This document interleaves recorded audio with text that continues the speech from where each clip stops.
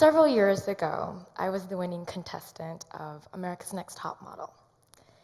America's Next Top Model is an internationally syndicated model competition where young wannabe models duke it out to the end to become the new face of the fashion industry. Well, I won, and it was a huge, huge accomplishment for me, to say the least. But my journey getting there wasn't very easy. I grew up in Detroit, Michigan. Yeah. And you know what? I love my hometown.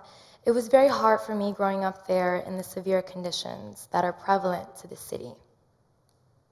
A warm, sunny day in Detroit. Detroit has consistently ranked in the top 10 most dangerous cities in the United States, oftentimes ranking it at number 1. And recent studies based on US Census and FBI statistics of 2011 state that the US average to becoming victim of a crime in any given city is about 1 in 30 people. The same study cited that chances of becoming victim to a crime in Detroit are 1 in every 12 people. So compare that to, say, one of the safest cities in the United States, Ridgewood, Connecticut, for example. Chances of becoming victim of a crime are 1 in every 129 people. And if we look at chances of becoming victim of a violent crime specifically, including murder, armed robbery, forcible rape, or aggravated assault, chances in Detroit are 1 in every 46 people. Versus Ridgewood, Connecticut, 1 in over 3,000. So with that said, I was first held up at gunpoint for the first time in my life when I was 15 years old. And my adolescence was colored with things like my closest girlfriends experiencing teenage pregnancy as a result of statutory rape, forcing them to leave school, become young mothers, and forfeit their education. Metal detectors and police squad cars at entering school, and even one of the high schools in our neighborhood was even dubbed Murder High for years. And unfortunately, some of my closest friends were murdered due to drug and gun violence before we even graduated from high school. So the idea for me of becoming a high fashion model or a musician or even a published author were the farthest things from my mind when I was growing up in Detroit. That's me when I was 14, very innocent and naive, just a year before that innocence and naivety was taken from me. And so that I wouldn't continue being a statistic, I was desperately searching for some sort of inspiration to believe in myself. So I had these very harsh surroundings, right? But on the other hand, I had both my parents, whom I love very much. And on top of that, they were hippies. That's their avant-garde jazz band. I forget the name of it. Something 9.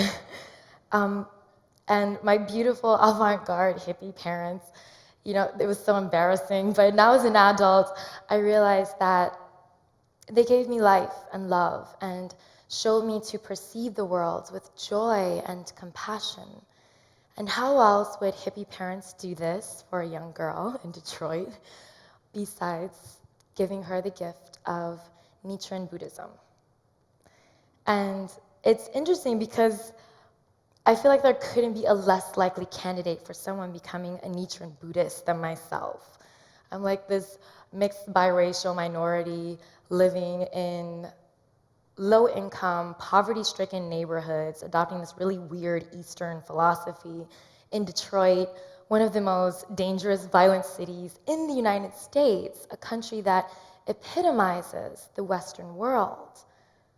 And there I was, though, young, and living in these harsh surroundings, but adopting Buddhism as the first step towards seeking inspiration to in some way transcend some very difficult circumstances. Well, in Nichiren Buddhism, the fundamental idea is that everyone is a Buddha, meaning that at any given moment, each person possesses the infinite power to express their ultimate human potential in life. So try grasping this as like a teenager. Wow. With that said, though, I started seeking inspiration. And I didn't necessarily find it in others who were part of my immediate environment, but in people who I could look up to. People like Shakyamuni Buddha, or Daisaku Keita, or Dr. Martin Luther King, or Rosa Parks, or Oprah Winfrey, or Venus and Serena Williams, or my grandmother. And the list goes on and on. But it's funny because we come across these very fundamental life philosophies, but we really don't understand them until life actually happens. So this idea of inspiration, which at the time in my adolescence I really understood more as motivation, was something that I held on to. And it really helped me a lot, but I still didn't understand what being truly inspired meant just yet. Let's fast forward a couple of years. With a lot of hard work and despite many challenges and even with some chance, I was selected to be one of the contestants on America's Next Top Model. And yet, I didn't understand why they had chosen me to be there. I didn't get it. You know, I felt like I was just this really ordinary girl from Detroit, Michigan, with really meager to almost terrible odds at competing. But I was selected to be in this huge, internationally syndicated television competition, one in some 20,000 applicants. And yet I didn't understand why they had chosen me, because there was something missing. I hadn't found that inspiration from within me yet. Halfway through filming, we were in Cape Town, South Africa. And we were told that we were going to take a field trip. So this is supposed to be, oh my God, a field trip. But we were going to take a ferry to an island. And this island happened to be the infamous Robben Island, where many, many, many political prisoners who fought against apartheid were held wrongfully for some 20 years, give or take.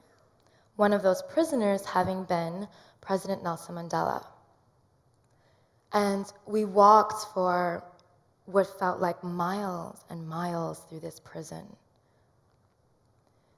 until we came to a single cell in a row of countless cells. And our guide, he slowly turned to us and asked if any of us would like to open the prison cell where President Mandela was held for 18 years of his life with the master key of the prison. And everyone was silent. But I jumped at the opportunity because I would never have a chance like this ever again in my life. So I took the key from him and I held it in my hand, my right hand. And it was just this cold, heavy, black, simple iron thing, you know? But this thing I held in my hand held hundreds upon hundreds of people locked away for a good portion of their lives and their human rights and dignity taken from them. And my hand trembled as I turned the key in the lock and it clunked into place. And as the cell door slid open and I stepped inside, this huge rush came over me and the gravity of the moment really hit me. All the weight of this tiny cell. A single man, just one person, was able to help change a country and the world. And he was held there in that prison cell for almost 20 years doing so. This was like the extent of time that I had even been alive at that point. And I stood there imagining spending every day of my young 20 years in that prison cell. This is when inspiration truly happened for me for the first time in my life. And in that moment, I realized, we can't just work hard. We have to have hope. And as human beings, be truly inspired. Here I was, this young girl from Detroit, Michigan, filming this huge TV show with Tyra Banks, this supermodel in Africa, of all places. But there was so much more than just, being on TV or becoming a model or some sort of celebrity. I always really wanted to win the competition, right? But I didn't necessarily think that I could for most of it. And at that moment, I realized, though, that I had to. I had to win. I had to win with a purpose. And that purpose was to give so much more, to perform with the intent to inspire people as I had been inspired in that moment. Honorary doctorate and peace activist Daisaku Ikeda states that a great human revolution and just a single individual will help achieve a change in the destiny of a nation, and further will enable a change in the destiny of all humankind. So if he could do it, then I could do it. And if I could do it, then anyone can do it. So this idea of inspiration, it doesn't just happen once, and then we move on and we live the rest of our lives with this great memory or whatever it was for you. We have to be continuously doing it every single day. Responsibility doesn't just lie with religious leaders or political leaders or Bono, Remember when I reminded you guys earlier that everyone is a Buddha? That at any given moment, each of us has the infinite power to express our ultimate human potential in life. The responsibility lies with all of us to truly take advantage of each precious moment, seeking inspiration and finding inspiration, and most importantly, creating inspiration. Because inspiration incurs hope, and hope incurs belief.